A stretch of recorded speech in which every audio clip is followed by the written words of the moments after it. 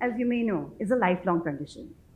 Autistic people, like the person in color on the slide here, differ from those around them in the way they interact and communicate with the world.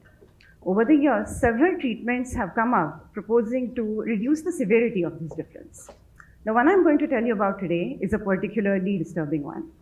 Since 1990, the Judge Rotenberg Center, an institution for autistic individuals, has been using contingent skin shock to control the behavior of some of their students. When these students do something they shouldn't, they receive an electric shock. Now, this is something the UN calls torture, and yet today it is legal in the United States. So what explains this? Why is treatment that we don't condone for convicts and animals considered okay for autistic people? Maybe the answer lies in some common perceptions and attitudes towards autistic people.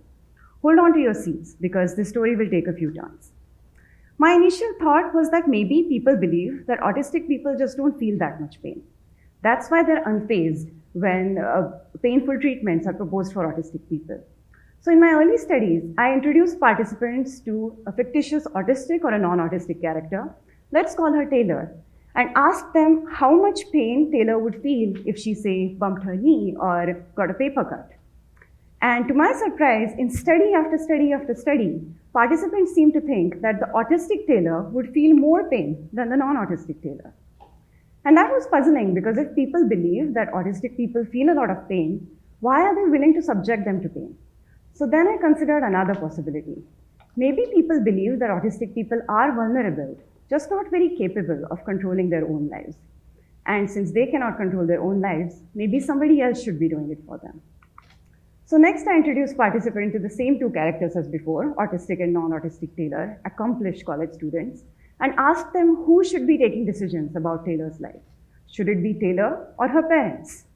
And as I expected, participants were likely to say that the non-autistic Taylor should be taking her own decisions, but they were more likely to say that the autistic Taylor's parents should be taking her decisions.